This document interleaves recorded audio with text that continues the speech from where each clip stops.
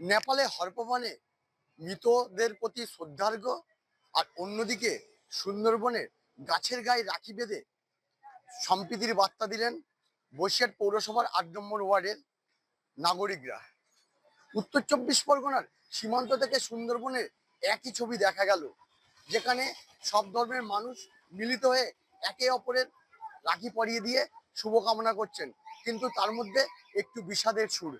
নেপালে যে হরপ্রমাণে মৃতদের প্রতি শ্রদ্ধার্ঘ্য জানালেন। ১৯০৫ সালে বিশ্বকবি রবীন্দ্রনাথ ঠাকুর ১৬ই অক্টোবর বঙ্গভঙ্গ করেছিলেন। এক ধর্মের আরেক ধর্মের মানুষকে রাখি পরিয়ে ভ্রাতৃত্ববোধ ও সম্প্রীতির বার্তা দিলেন। সেই কথা স্মরণ করিয়ে দিয়ে বললেন, একদিকে যেমন আমরা এই বার্তা সাম্প্রদায়িক সম্প্রীতির বার্তা দিলাম, অন্যদিকে নেপালে বিশেষ করে যেসব মৃত পর্যটক মারা গেছে তাদের প্রতি শ্রদ্ধার্ঘ্য এবং স্মৃতির উদ্দেশ্যে চরণ করে তারা এই রাখি উৎসব পালন করলেন। তাই সব মিলিয়ে উত্তর ২৪ পরগনার সীমান্ত থেকে সুন্দরবনে একদিকে সম্প্রীতির বার্তা, অন্যদিকে মৃতদের প্রতি শ্রদ্ধার্ঘ্য জানিয়ে এবছরের রাখি উৎসব পালন করলেন। দেখুন, সবার আগে এই বার্তাটা দিতে চাই যে গত পরশুদিন নেপালে যে দুর্ঘটনাটি ঘটেছে, এই দুর্ঘটনায় বহু পুণ্যার্থী যারা মৃত্যুবরণ করেছেন তাদের প্রত্যেকের পরিবারকে আমরা সমবেদনা জানাই। আমরা নিজেরাও বাকরুদ্ধ, শোকস্তব্ধ, এবং সবচেয়ে বড় কথা যে আমাদের ভারতেরও প্রচুর মানুষ এখনো পর্যন্ত নিখোঁজ আছে। পশ্চিমবঙ্গেরও ৩২ জন মানুষের কোনো খোঁজ পাওয়া যায়নি।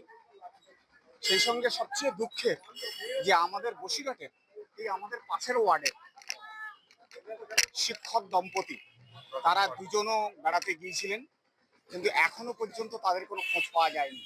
তাদের প্রত্যেকের প্রতি আমরা শোকস্তব্ধ এবং চাইবো যে এরা সুস্থভাবে আবার ফিরে আসুক, আমাদের মধ্যে তাদের পরিবারের কাছে ফিরে আসুক।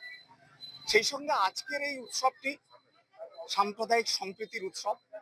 ১৯০৫-এ বঙ্গভঙ্গ আন্দোলনের বিরুদ্ধে রবীন্দ্রনাথ ঠাকুর এটা শুরু করেছিলেন।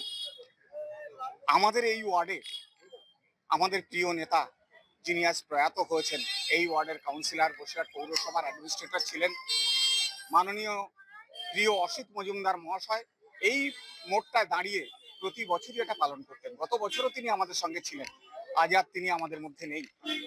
তাই আজকে তার স্মৃতির উদ্দেশ্য করেই এবং সাম্প্রদায়িক সম্প্রীতি, আজকে আমাদের রাজ্যে যেভাবে বিভাজনের রাজনীতি চলছে তার বিরুদ্ধে আজকে আমরা সুন্দরবনের একটি গাছে রাখি বেঁধে আমরা আমাদের এখানে আমরা সবাই মিলে, দেখুন আমি জাতিতে মুসলিম, এখানে সালাউদ্দিন আছে মুসলিম, এখানে টুকলুদা আছে হিন্দু, এখানে পারমিতা মজুমদার আছেন, এখানে মিথ দে আছে, আমরা সবাই এখানে আছি, কিন্তু হিন্দু মুসলিম আমাদের মধ্যে কোনো বিভেদ নেই।